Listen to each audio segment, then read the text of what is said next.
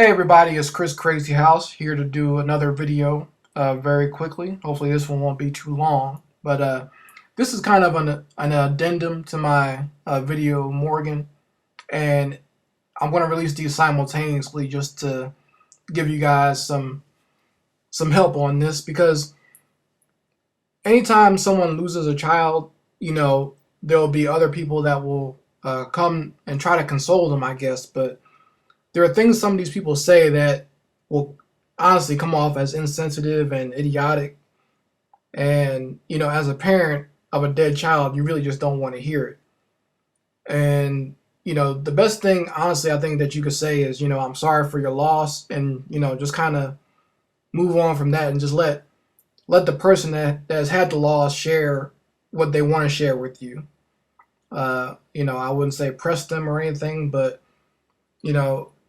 one of my counselors, she called it, I believe they call it the mean wells. These people, they mean well, but when they say stuff, the stuff that comes out of their mouth just it sounds horrible and it sounds ridiculous. When you're standing when you're standing on the side of someone who just lost a child. So I'm gonna just give out the top ones. There's tons of them, but these are the major ones, and you guys will probably hopefully be able to understand what I mean. The biggest one, number one, that you don't want to hear after you just lost a child is it's all in God's plan or this happened for a reason. After the loss of a child, a lot of people will try to give you this. They want to have a philosophical discussion with you about God or whatever, and that all this happens for a reason. So essentially, they're telling you that God killed your baby or that God took your baby away for a reason. And, I guess the reason is good somehow, even though you can't see any good in it. And really, like I said, that's not something you want to even think about. You're already going through a million emotions. You're having over a billion thoughts about, why did this happen? And, putting stuff on the supernatural, whether it be metaphysical or the religious idea of God, is ridiculous. And like I said, as a parent of a dead child, that's not what you want to hear at that time.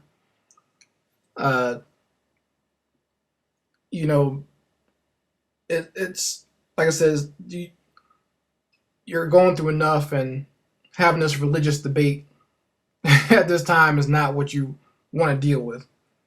Number two is you can always have another child, or like what I call this one is the replacement. And people will say this like right after you lose a child, like you can always have another one, or just get next time. Like I told you before in the Morgan video, the doctor was saying next time when you're pregnant, come on in and do this and that. But while this is true technically, yes, you can always have another child. We're talking about a life here. We're not talking about. I would expect someone to say you can always get another one when you crash your car or something like that, or like when my computer died and the hard drive died, I had to get another one. That's when you say something like that. You don't say that about replacing a life. If your child was 15, 18, or 25 and they died, you don't say to someone that you can always get another one. People only seem to say this when you lose a child when they're like as a baby. If my wife always gives this example because she's heard people say this, and she says like, what if God forbid my husband died? Would someone say, oh, you can just always get another one? So people put this replacement thing just because it's a baby, and they're not thinking about this is a life that's being lost here. Number three. Let's see. I got it written here on a list. I'm trying to look and draw at the same time. Oh yeah. It's been 3 months. It's been 2 weeks. It's been 6 months. Are you still upset about that? Are you still bringing it up about your baby being dead? Yes, we are, because you never get over the loss of a child. You're never going to get over the loss of especially a baby. It's even if you have other children, If you have other children in the future, or your life completely changes in other ways, you're always going to remember that baby that you lost. It's never something that you really get over, and it's never, what's the best way I can put it? It's just not something you're just going to forget about and just kind of push the memory of your baby off to the side. I mean, this is someone that you had hopes and dreams for. This is someone that you were expecting to raise and do all these things with. And this is someone you were expecting to outlive, not the other way around. Or this is someone that you were expecting to outlive you, not the other way around. You weren't expecting to outlive your child. You were thinking your child was going to go on after you had long left the existence. So, and this kind of brings me to the fourth one. When people say that you're not over it yet, is when people start asking you, you don't do this anymore, you don't come out and hang out with us anymore.